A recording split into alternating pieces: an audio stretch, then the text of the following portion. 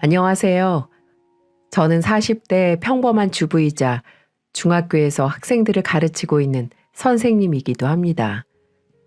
교편을 잡고 학생들을 가르친 세월이 꽤 오래 흘렀네요. 돌이켜보면 힘든 순간들도 많았고 집에서 울었던 적도 많았습니다. 그럴 때마다 가장 힘이 돼준 건 바로 남편이었죠. 힘들어서 포기할 것 같은 순간에도 꿋꿋하게 저를 지켜준 사람입니다. 동료 선생님의 소개로 만난 남편은 저랑 공통 분모가 참 많은 사람이었죠. 외제차 영업사원이었던 남편도 고객을 응대하는 일을 하다 보니 저랑 대화가 잘 통했어요.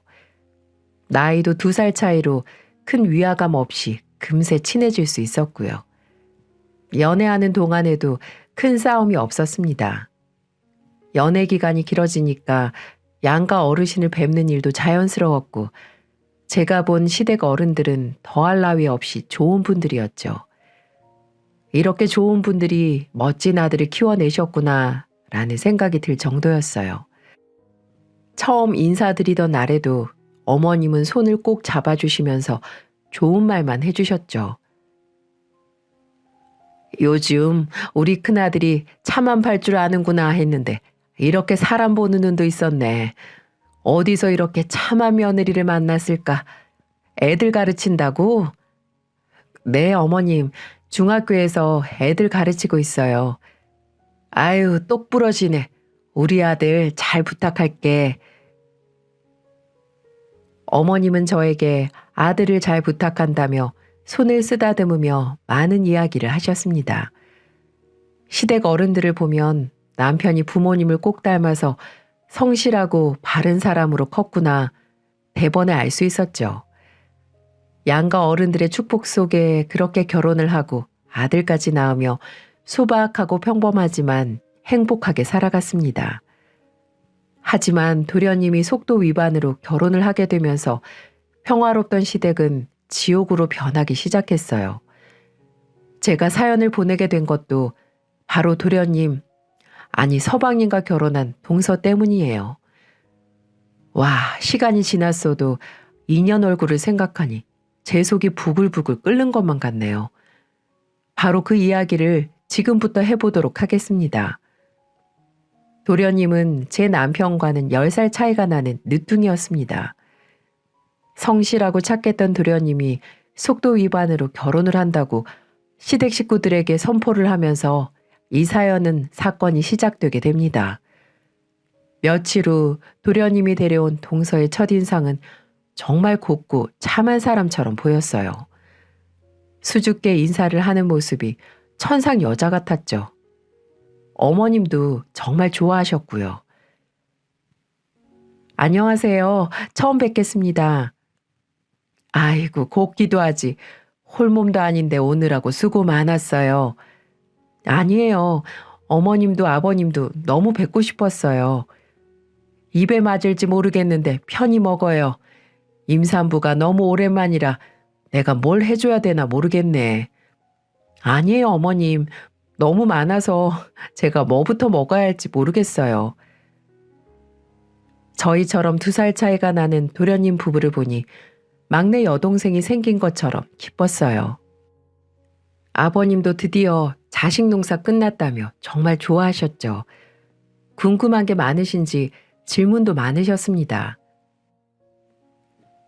회사 다니다가 못 다니면 답답할 텐데 자주 놀러와. 시댁 가까우니까 먹고 싶은 거 있으면 전화만 해. 이 시아버지가 다 사줄게.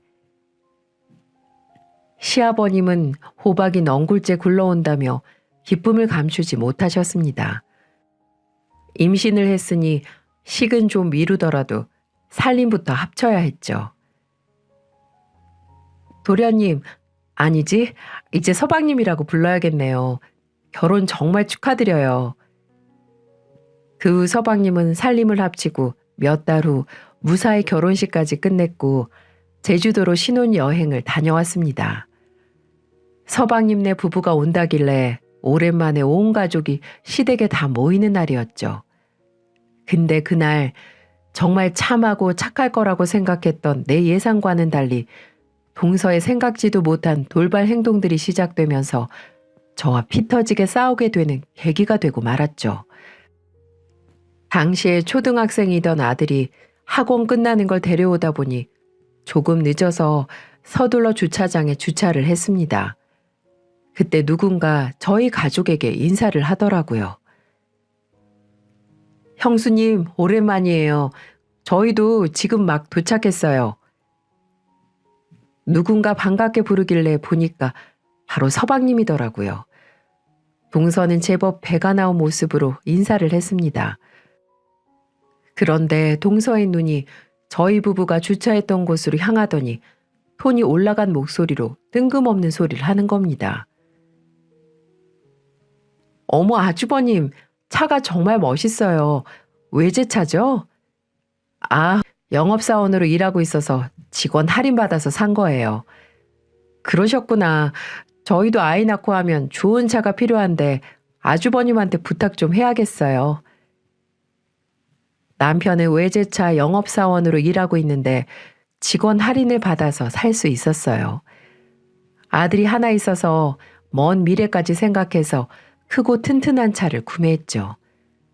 동서는 본인들은 경차를 타면서 우리가 외제차를 타고 오는 걸 보고 부러운 시선으로 바라보기 시작하더군요. 어머님은 진수성찬을 차려놓고 저희를 맞이해 주셨어요. 어떻게 다 같이 들어와? 잘 됐다. 다 같이 먹을 수 있겠네. 어머님 이게 다 뭐예요? 혼자서 다 하신 거예요? 저 일찍 부르시지 그러셨어요. 이 정도는 눈 감고도 차리지. 오느라고 수고했다. 아유 우리 둘째 며느리는 배가 제법 나왔네. 몸도 무거울 텐데 어서 앉아라. 오랜만에 다 같이 모여서 그런지 즐거워 보이셨습니다. 서방님이 여행에서 있던 이야기도 듣고 선물도 열어보면서 시끌시끌한 저녁 시간이 흐르고 있었죠. 서로 근황을 묻던 중 어머님이 저에게 걱정스러운 듯 물으셨어요. 예, 큰애야. 내가 아까 낮에 시장 갔다 들었는데 너네 아파트 어제 불났다며? 너네 집은 괜찮은 거야? 아, 어머니 별거 아니에요.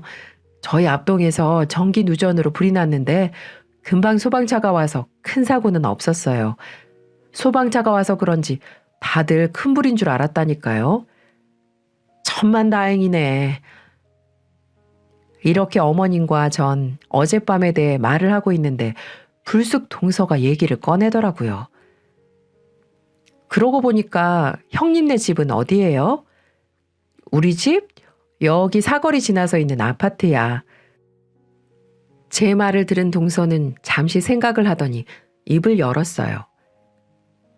아, 거기 알 것 같아요. 근데 거기 임대 아파트 아니에요? 지은 지 10년 넘은 걸로 알고 있는데. 맞아. 거기서 애 낳고 키우고 다 했어. 아, 임대 아파트에 살고 계셨구나. 저는 외제차 몰고 다니시길래 좋은 집에서 사는 줄 알았더니 그게 아니었네요. 뭐? 제가 임대 아파트 산다는 말에 동서는 저를 이상한 눈초리로 쳐다보기 시작했어요. 묘하게 동서의 표정이 바뀐 걸 금방 알 수 있었습니다. 기분이 많이 나빴지만 어른들도 계시고 해서 그날은 넘어가려고 애를 썼었죠. 그래서 어느 정도 저녁 식사가 끝날 무렵에 저는 분위기를 좀 바꿔보고자 이런저런 얘기를 하며 밥상을 치우기 시작했습니다. 어머님 정말 잘 먹었어요. 제가 치울 테니까 거실에서 쉬고 계세요. 이걸 혼자 어떻게 다 치워. 혼자 힘들어서 안 돼. 어머님이 치우시기까지 하면 제가 체할 것 같아서 그래요. 얼른 가서 쉬고 계세요. 동서하고 제가 치울게요. 이럴 때 써먹으라고 며느리들이 있는 거예요. 어서 가서 쉬고 계세요. 저는 그렇게 말씀드리며 동서에게 같이 치우자고 눈치를 줬습니다. 하지만 동서는 숟가락을 내려놓고 자리에서 일어나더니 어처구니 없는 얼굴로 제게 따지기 시작하는 겁니다. 형님, 저 임신했잖아요. 그런 거 못해요. 오래 앉아 있었더니 꼬리뼈도 아프고 저야말로 거실에서 쉬고 있을게요. 그러니 오늘은 형님 혼자 고생 좀 하세요. 이 정도는 혼자 할 수 있잖아요? 동서는 그렇게 말을 하며 어머님 옆으로 가더니 몸이 힘들다며 소파 밑에서 누워서 TV를 보는 게 아니겠어요?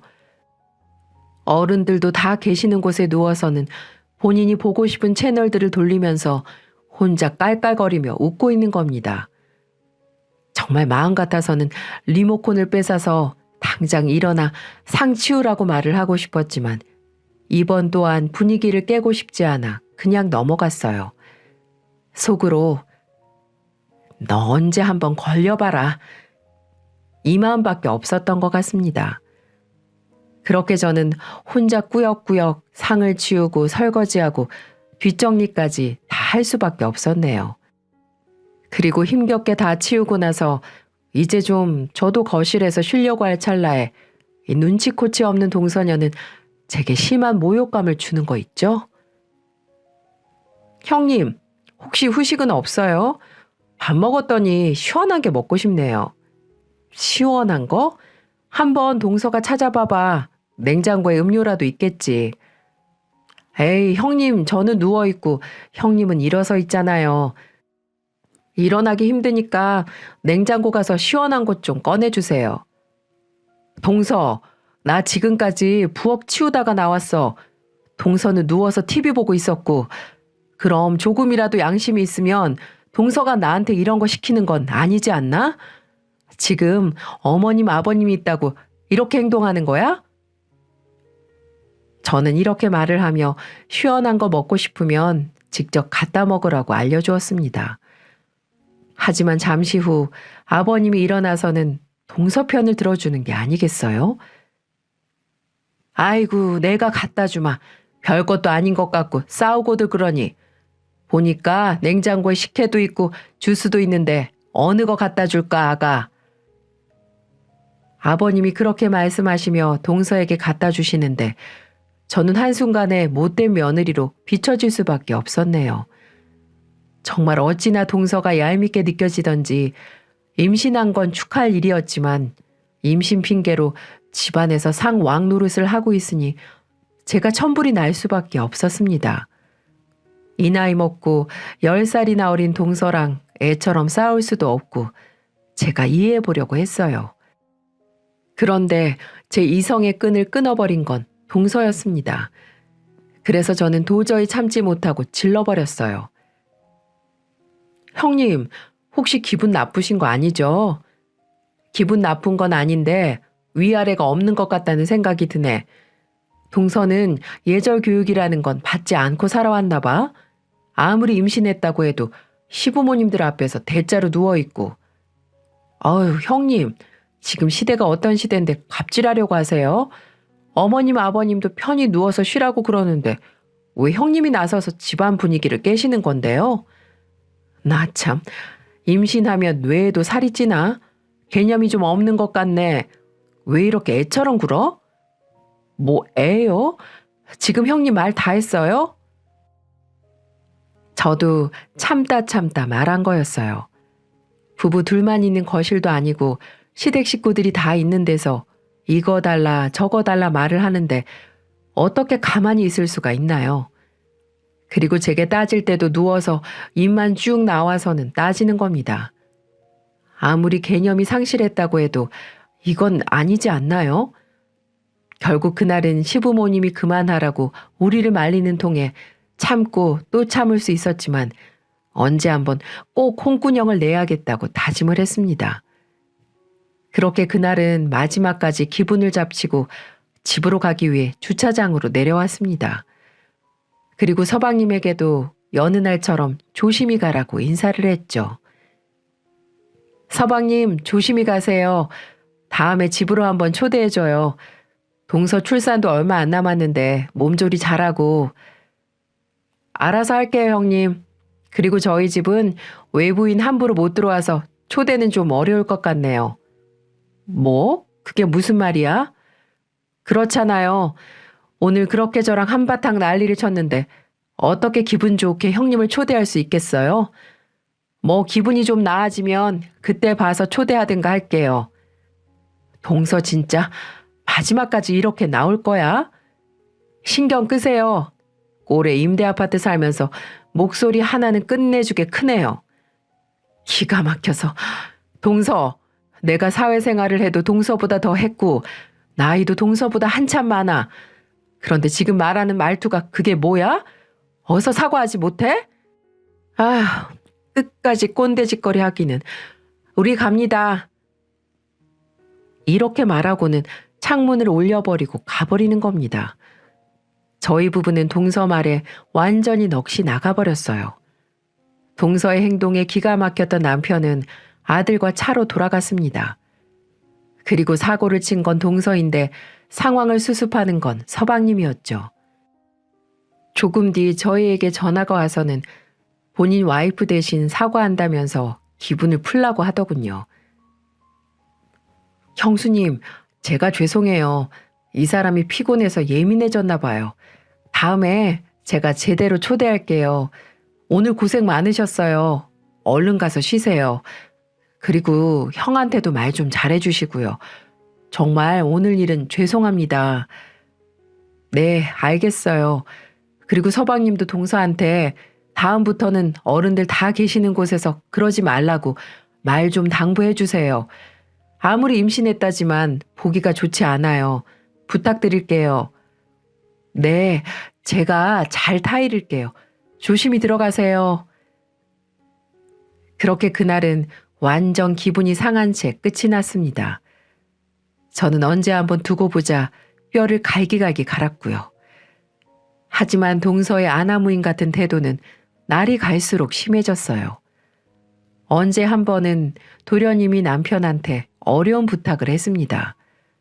그건 바로 돈 4천만 원만 빌려달라고 했다는 거예요. 이유는 묻지 않고 그냥 힘들다고 빌려달라고 했다고 했는데 저희도 초등학생 아이를 키우다 보니 한창 돈이 많이 들어갈 때라 큰 돈을 빌려줄 형편이 아니었거든요. 그래서 남편에게는 정중히 거절하라고 했어요. 그리고 사실 가족끼리라도 돈 거래는 하는 건 아니라고 판단을 내렸기 때문에 그렇게 냉정하게 뿌리칠 수밖에 없었습니다. 나중에 돈 문제로 서로 인상 붉히기 싫기도 했고요. 하지만 동서는 그게 기분이 나빴던 건지 더욱더 제게 함부로 대하기 시작했습니다. 명절이라서 가족들이 다 모였던 자리에서 결국 사달이 나고야 말았죠. 동서가 출산 예정일을 앞둔 지 한 달도 안 됐을 때 명절이라고 온 가족이 다 모였어요. 설이라 음식도 만들어야 해서 어머님이랑 장도 보려고 일찍 도착했죠. 어머님은 제가 오기도 전에 미리 나물 반찬을 해두셨어요. 그래서 전을 담당하겠다며 부엌에서 분주히 움직였어요. 어머님, 저는 제가 부칠게요. 좀 쉬세요. 언제 다 이렇게 많이 하셨어요?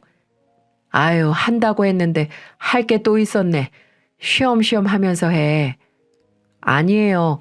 어머님이 다 해서 전만 부치면 되는데요, 뭘. 그래, 고생 좀 하고 있어라. 나는 요 앞에 마트 가서 부족한 것들 좀 사고 올 테니까. 네, 어머님 천천히 다녀오세요. 그렇게 어머님이 나가셨고 어머님이 마트로 나가고 얼마 뒤 서방님 부부가 들어왔습니다. 전을 뒤집다 말고 인사를 하러 거실로 갔죠. 오랜만에 본 동서는 누가 봐도 임산부라고 볼 만큼 배가 불러 있었어요. 옛날에 제가 아들 가졌을 때 생각이 났습니다. 그래서 과거 일은 잊고 더 반갑게 인사를 했죠. 서방님, 금방 왔네요. 동서가 홀몸도 아닌데 오느라 고생했어. 그동안 잘 계셨어요? 빨리 온다고 온 건데 형수님이 더 빨리 오셨네요. 그렇게 반갑게 인사해주는 서방님과 아는 체를 하는데 그 사이로 동서는 저를 보는 채 마는 채 하더니 쌩 하고 지나쳐 버리는 겁니다. 제가 황당한 표정을 하자 서방님은 멋쩍은 듯 저희 아들 손을 잡고 거실로 가서 앉더군요. 어이가 없었던 건 그뿐만이 아니었어요. 글쎄 소파에 앉자마자 힘들었다며 별별 소리를 다 하는 겁니다. 아버님, 저 왔어요. 오는 동안 너무 힘들었어요. 그래, 오느라 고생했다. 편히 쉬어. 밥은 먹었니? 오다 보니까 밥도 못 먹었어요. 아버님, 저 너무 배고파요. 그러고 보니까 점심때가 다 돼간다. 큰애야, 우리 점심 언제 먹냐? 때리는 시어머니보다 말리는 시누이가 더 밉다고. 그날은 아버님도 조금 미웠어요. 온몸에서 기름 냄새가 진동을 하는데 저는 동서를 위해 점심까지 차리게 되었습니다. 만삭인 동서한테 배달 음식을 시켜줄 수도 없고 홀몸도 아닌 사람이랑 기싸움하기 싫어서 그냥 한 상 차렸습니다. 어머님이 워낙 손이 크셔서 나물도 넉넉히 하셔서 찌개만 적당히 끓여서 점심을 간단히 차릴 수 있었죠. 동서는 아버님 옆에 딱 붙어서는 아부를 떨면서 밥을 먹는데 얼마나 얄미웠는지 몰라요. 아버님, 많이 드세요. 새해 손주 태어나면 많이 놀아주셔야 하는데 건강하셔야죠. 그래, 내가 막내 며느리 생각해서라도 잘 먹을게. 차린 건 저인데 왜 인사는 저쪽으로 하냐고 아버님께 따져 묻고 싶었지만 아들도 있는데 엄마가 유치하게 싸울 수는 없어서 조용히 듣고만 있었습니다. 근데 동서는 최소한의 선마저 넘고야 말았어요. 남편은 어제도 야근을 해서 방에서 자고 있었고 서방님네 부부랑 아버님, 저, 우리 아들 이렇게 둘러앉아서 밥을 먹고 있는데 갑자기 동서가 숟가락을 탁 내려놓는 게 아니겠어요? 놀란 아버님은 동서에게 왜 그러냐고 물었죠. 아가, 왜 먹다 말어? 음식이 입에 안 맞니? 아니요, 그게 아니고 아버님, 저 사실 친구들 중에도 임대 아파트 사는 친구 없거든요. 진짜 태어나서 임대 아파트 주민을 처음 봤는데 형님이랑은 밥 못 먹겠어요. 그게 무슨 말이니? 저희 엄마도 집을 보면 사람이 보인다고 임대 아파트 사람들 불쌍하고 남들에게 피해주는 기생충 같은 사람들 많잖아요. 우리 집안에 그런 사람이 한 명 있는데 뭐라고 말을 못하겠고 같이 식사하는 게 거북해서요. 네, 맞아요. 동서는 마치 작정이라도 한 듯 저를 향해 독서를 내뱉는 겁니다. 도대체 왜 이렇게 나를 모함하고 힘들게 하는지 아무리 철없고 어리다지만 정확히 이유는 알고 싶었어요. 또 저희 아들도 있는데 불쌍하니 없이 사느니 이게 다 할 소린가요? 당황한 서방님이 사과하려 했지만 저는 이제 가만히 사과만 받고 있기도 싫었습니다. 저는 참지 못하고 벌떡 자리에서 일어나서 따지기 시작했어요. 동서, 도대체 나한테 왜 이러는 건데? 설마 그때 돈 4천만 원 빌려주지 않아서 이러는 거야? 그래서 복수하는 거냐고. 어머 형님, 혹시 저한테 자격지심 있으세요? 그깟 4천만 원 있어도 살고 없어도 살거든요. 근데 그때 알았어요. 임대 아파트 사는 사람들은 의리도 없고 믿음도 없고 가족 간에도 도울 줄도 모르는 남이라는 사실을요. 만약에 형님이 우리한테 그런 부탁을 했더라면 저는 1초의 고민도 없이 들어줬을 거예요. 근데 우릴 못 믿고 매정하게 돈 안 갚을까 봐 거절을 해요? 맞네. 지금 내가 돈 안 빌려줘서 지금 이러는 거. 우리도 사정이라는 게 있고 상황이라는 게 있잖아. 근데 가족끼리 도와주지 않았다고 이렇게 철없이 행동을 하는 거야?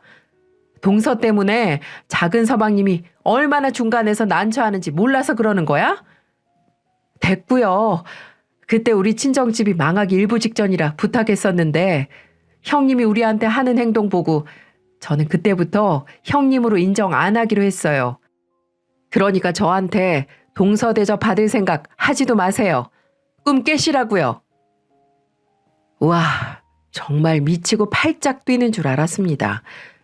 네, 맞습니다. 가족끼리 돈을 안 도와줘서 섭섭할 순 있겠죠. 하지만 아무리 그래도 이 좋은 명절에 이렇게 막갑할 식으로 나올 수가 있나요?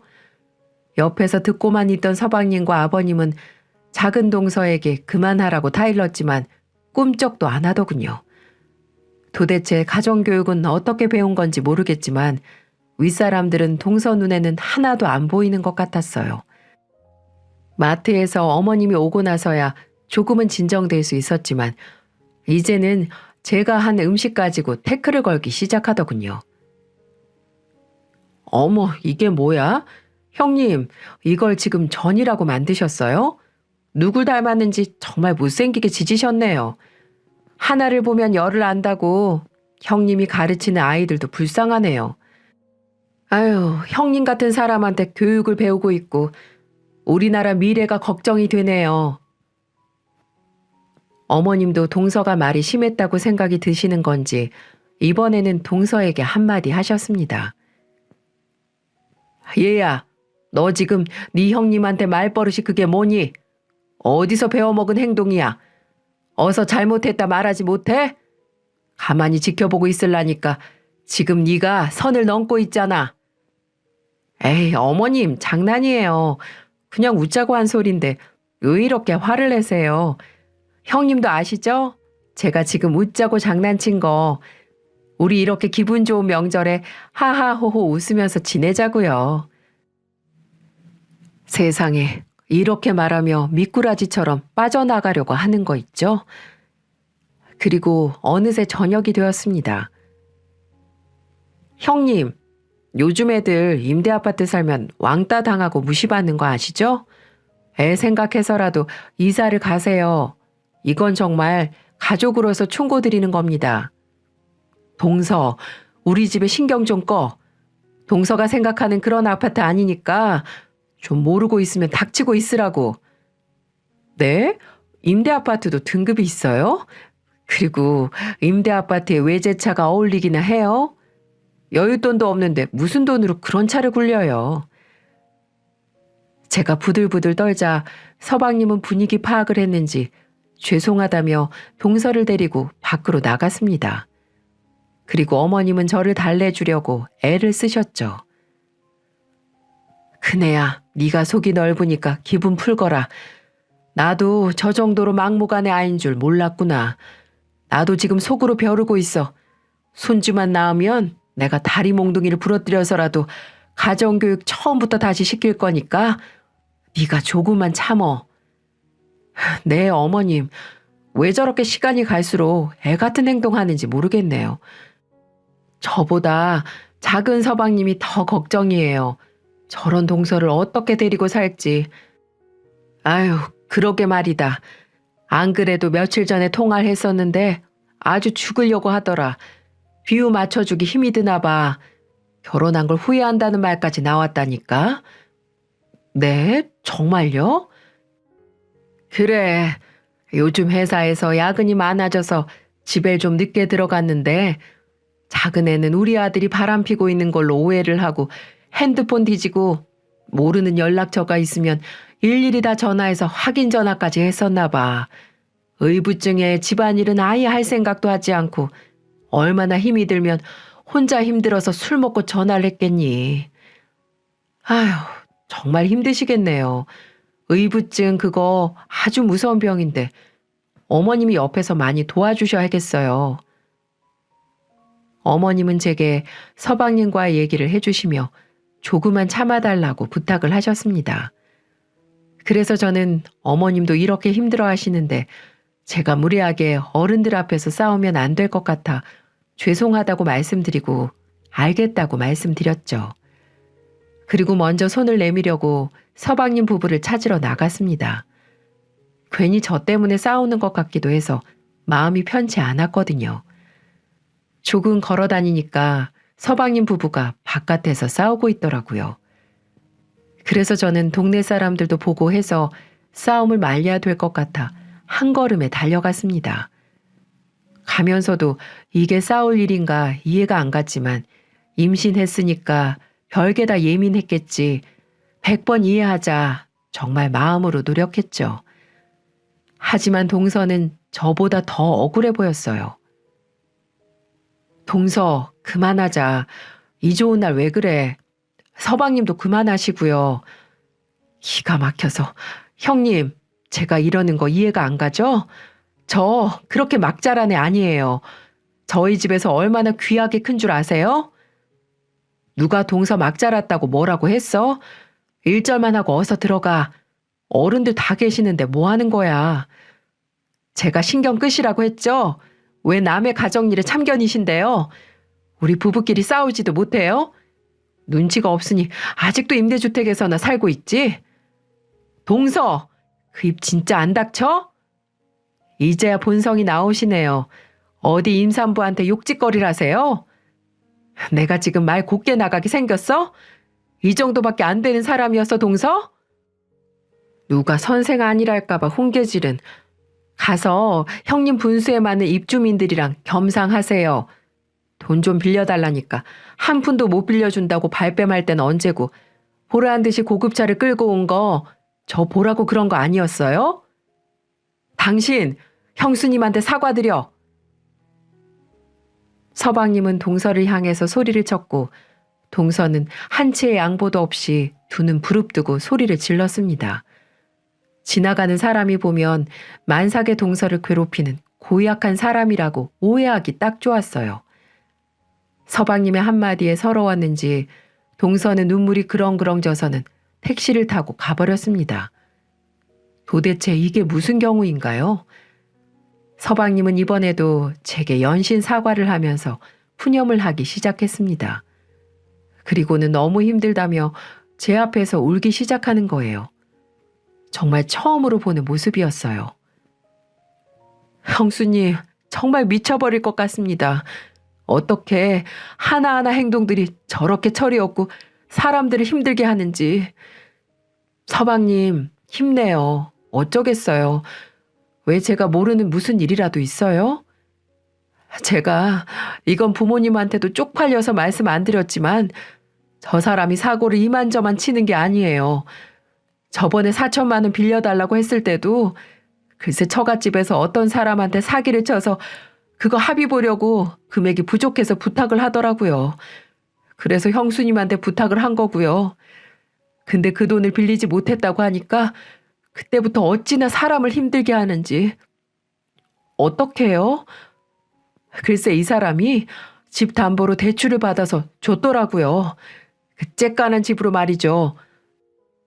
그리고 시도 때도 없이 캐피탈에 대부업에 돈 빌려서 처갓집 다 갖다 주고 그 이자 갚는데 제 월급 다 나가고 그것도 모자라 명품은 또 얼마나 좋아하는지 제 카드로 글쎄 얼마 전에는 800만 원짜리 샤넬 가방을 쇼핑하고 왔더라고요. 그런데 제가 안 미치겠어요? 뭐라고요? 그 비싼 가방을요? 그것뿐인 줄 아세요? 얼마 전에는 내가 무슨 여자를 만나고 있다고 오해를 해서는 제 핸드폰 다 뒤지고 회사까지 와서 잠복하고 있고 정말 사는 게 아니라고요. 정말 죽고만 싶어요, 형수님. 정말 애만 아니면 당장이라도 이혼하고 싶어요. 지금 너무 지쳤어요. 서방님의 말은 정말 충격적이었어요. 사기꾼 처갓집도 모자라서 사치에 의부증에 폭언까지 정말 누가 봐도 힘들어 보였습니다. 하지만 제가 해줄 건 없었어요. 그저 어깨를 토닥여주고 힘내라는 말 정도밖에 없었죠.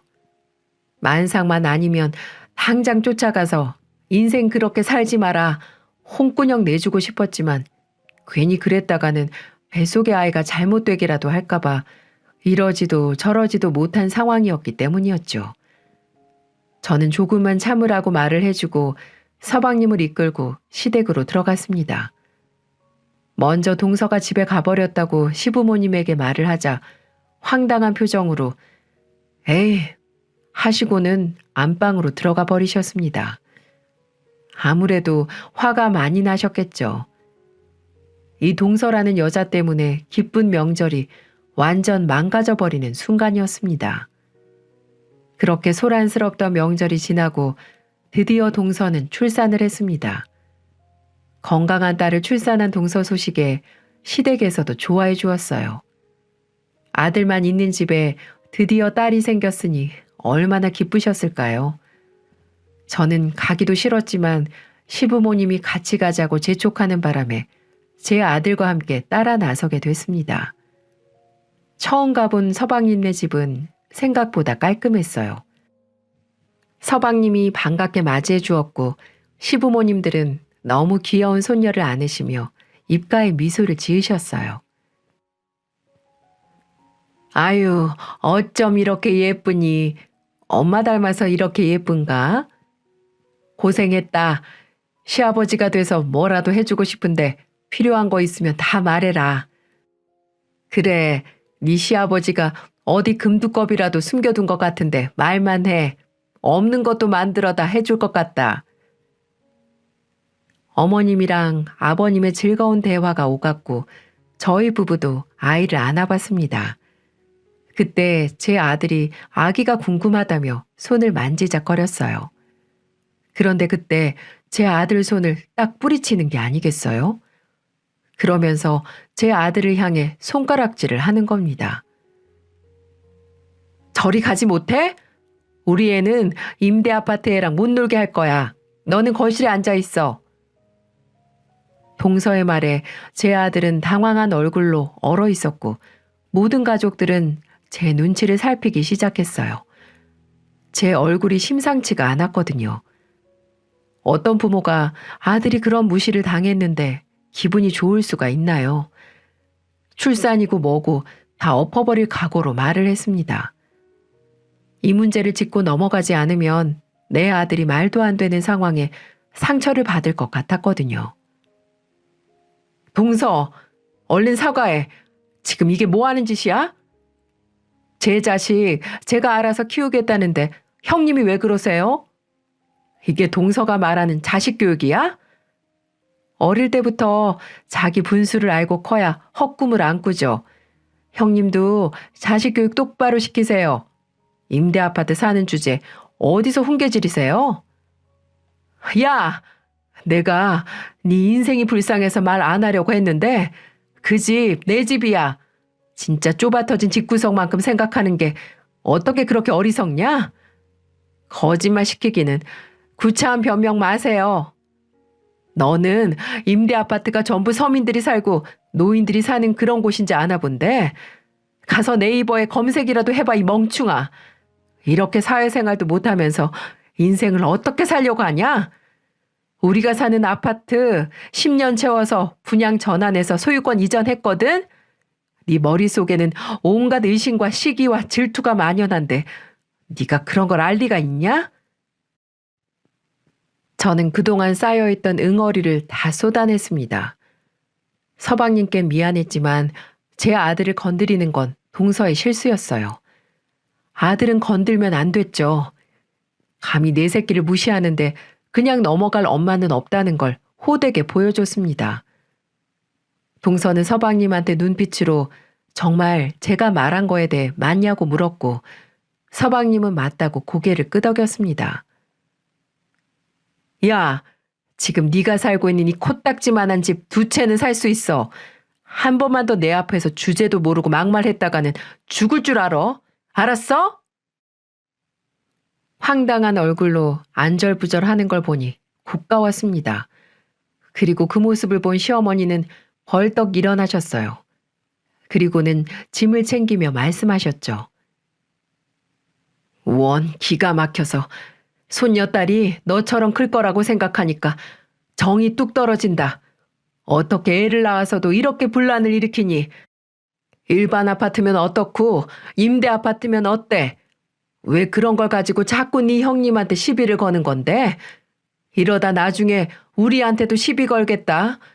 어디 무서워서 며느리를 볼 수 있겠니? 이제는 나도 지친다, 지쳐. 어머님, 무슨 말씀이세요? 그런 게 아니고 제가 정말 잘 몰랐어요. 모른다고 함부로 말하면 되겠니? 모를수록 행동 조심했어야지. 집에 이렇게 분란이나 만들고 네가 그러고도 며느리고 엄마야? 어머님은 그렇게 말하고서는 우리에게 나갈 채비를 하라면서 먼저 현관문으로 나가셨습니다. 그러자 예전과는 분위기가 다르다는 걸 느꼈는지 동서는 어머님을 향해 싹싹 빌기 시작했어요. 어머님, 잘못했어요. 제 말버릇 고칠게요. 제가 다시는 안 그럴게요. 동서는 어머님한테 매달리듯이 애원했지만 어머니는 세차게 뿌리쳐 버렸습니다. 그리고 그 모습을 막은 건 다름 아닌 서방님이었어요. 서방님은 동서를 어머님한테 떨어뜨리며 어금니를 꽉 물고 말했습니다. 내가 진짜 참으려고 했는데 나 도저히 너랑 못 살겠다. 내가 웬만하면 다 참아보려고 했는데 너는 우리 가족들이 시댁으로 보이기는 하니? 부모님이라고 생각을 하는 거야? 그럼 당신 부모님인데 내 부모님이나 마찬가지지. 편해서 그랬어. 이제 안 그러면 될 거 아니야.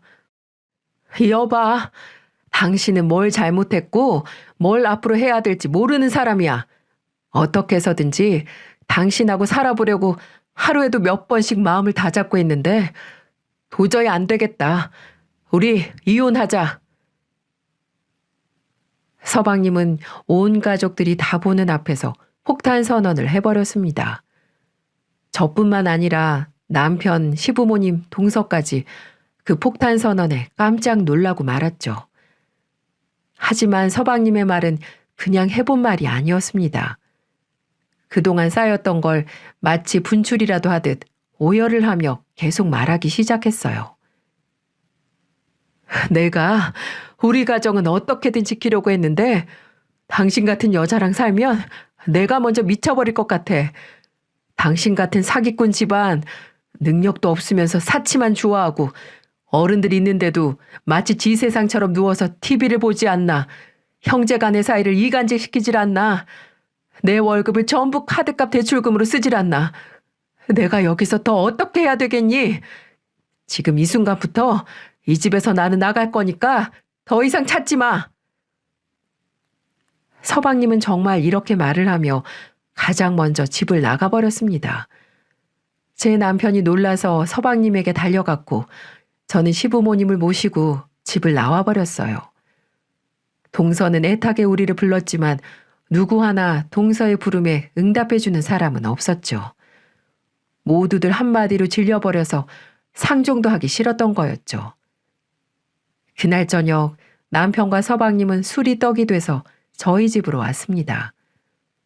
그리고는 당분간 저희 집에서 지내면 안 되냐고 부탁을 하더군요. 시부모님 집으로 가면 매일같이 찾아와 귀찮게 할 것 같다면서 형수님이 있는 이 집이 안전할 것 같다면서 말을 하더군요. 저는 안쓰럽기도 하고 안타깝기도 하는 마음에 내 집처럼 편안히 생활하라고 하고는 옷방을 내주었습니다. 그리고 이부자리도 깔아주었죠. 남편 말을 들어보니까 술을 먹으면서도 이제 갓 태어난 조카가 불쌍하다면서 하루 종일 울었다고 했어요. 그만큼 마음이 어리고 착한 서방님이었습니다. 그리고 다음 날 정말 서방님은 변호사를 선임해 이혼 소송을 진행했습니다. 놀란 동서는 서방님의 마음을 돌리려고 애를 썼지만 서방님은 꿈쩍도 하지 않은 걸로 보였습니다. 그러자 얼마나 황당한 일이 있었는 줄 아시나요? 세상에나 아이 키우는 게 힘들다며 우는 자기 아이를 놔두고 집을 나가버린 겁니다. 서방님에게 문자만 남겨둔 채 조카를 놔두고 무책임하게 집을 나가버렸고 놀란 서방님은 일하다가 문자를 받고 회사에 월차를 내고 곧장 집으로 뛰어갔다고 했어요. 동서 그녀는 이혼 소송을 이런 식으로 진행을 하면 본인에게 모든 게 불리하게 적용될 걸 알았던 건지 소중한 생명, 자기 딸마저 버린 채 가버렸던 거였습니다. 정말 쓰레기 중에 최악의 쓰레기이지 않나요? 그러면서 며칠 뒤에 합의 이혼해 줄 거니까 서방님한테 2천만 원만 달라고 부탁을 했다고 하더군요. 카드값하고 대출금을 갚아야 된다면서 말이죠. 정말 미친년이 맞았어요. 하지만 서방님은 아이를 두고 도망간 아내를 보고 더 이상 호구가 아니었습니다. 이를 바드득 갈기 시작했어요. 처갓집에 자기 모르게 대출받아 갖다 준 돈, 정신적인 위자료 등도 소송을 같이 걸어서 정신머리 혼미할 정도로 탁탁 털어버리기 시작했습니다. 그러자 서방님한테 그냥 합의 이혼해 줄 테니 소송만은 제발 취하해달라고 싹싹 빌기 시작했고 몇 번이나 애걸복걸하며 다시 자신을 받아달라고 성가시게 했다고 하더군요. 동서가 집을 나간 후 조카는 시어머님이 봐주기 시작하셨는데 시댁까지 찾아가서 시부모님께 잘 좀 중재해달라고 부탁을 했다고 했어요. 그러자 시모는 그동안 쌓였던 감정들을 한꺼번에 풀어버렸다고 합니다. 주방에서 굵은 소금을 한 바가지로 가지고 와서는 얼굴에 팍팍 뿌려버렸다고 하는 거 있죠? 이년아, 여기가 어디라고 찾아와? 애새끼 버리고 도망간 년이 무슨 낯짝으로 찾아오냐고? 한 번만 더 찾아왔다가는 그때는 소금이 아니라 네 뺨을 갈겨버릴 줄 알아, 이년아. 라고 말이죠. 그렇게 호되게 당하고 울면서 돌아갔다고 하더군요. 그 얘기를 어머님이 해주시는데 제가 얼마나 통쾌했는지 모릅니다. 어머님도 묵은 채증이 다 내려간 것 같아 살 것 같다고 하셨고요. 이혼 결과는 예상대로 서방님에게 일방적으로 유리한 판결이 내려졌고 양육권과 친권도 가져올 수 있었습니다. 정신적인 위자료는 받지 못했지만 대출금은 조금 회수할 수 있었다고 하더군요. 적당한 선에서 서방님이 합의를 해준 것 같아 보였어요. 그리고 지금은 또 하나의 소송을 걸고 있어요. 그건 바로 전 동서년이 양육비를 주고 있지 않고 있다고 했어요. 어디서 어떻게 폐인처럼 지내고 있는지 모르지만 지구 끝까지 가서 양육비를 받아내겠다고 하더군요. 아무튼 그렇게 서방님과 동서년의 결혼 생활은 끝이 났습니다. 서방님은 지금 집을 팔고 시댁에 들어가서 시부모님들이랑 함께 살고 있어요. 솔직히 그 동서년이 있을 때보다 얼마나 얼굴이 좋아지고 편안해지는지 몰라요. 그러면서 얼마나 동서한테 질려버렸는지 여자는 아예 쳐다도 안 본다고 하더군요. 저도 그 말의 뜻이 무엇을 말하는지 누구보다 잘 알기에 뒤에서 시간 날 때마다 조금씩 시댁에 가서 술 한 잔도 같이 먹어주고 조카도 봐주며 나름 즐겁게 지내고 있답니다. 저는 동서를 보면 왜 집안의 여자가 잘 들어와야 하는지 몸소 체감할 수 있었어요. 미꾸라지 한 마리 때문에 시댁 전체가 흔들릴 뻔했으니까요. 서방님이 바보같이 착해서 동서는 호구라고 생각하고 이용을 했지만 결국 자신의 발등까지 찍혔으니 그나마 위안으로 삼고 있네요.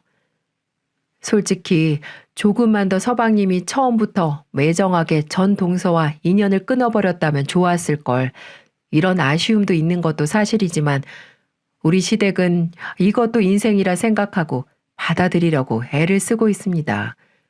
인생은 과거보다는 현재와 미래가 중요하니까요. 그래서 저는 우리 서방님과 조카가 앞으로 열심히 건강하게 잘 살기를 항상 응원해주고 있답니다.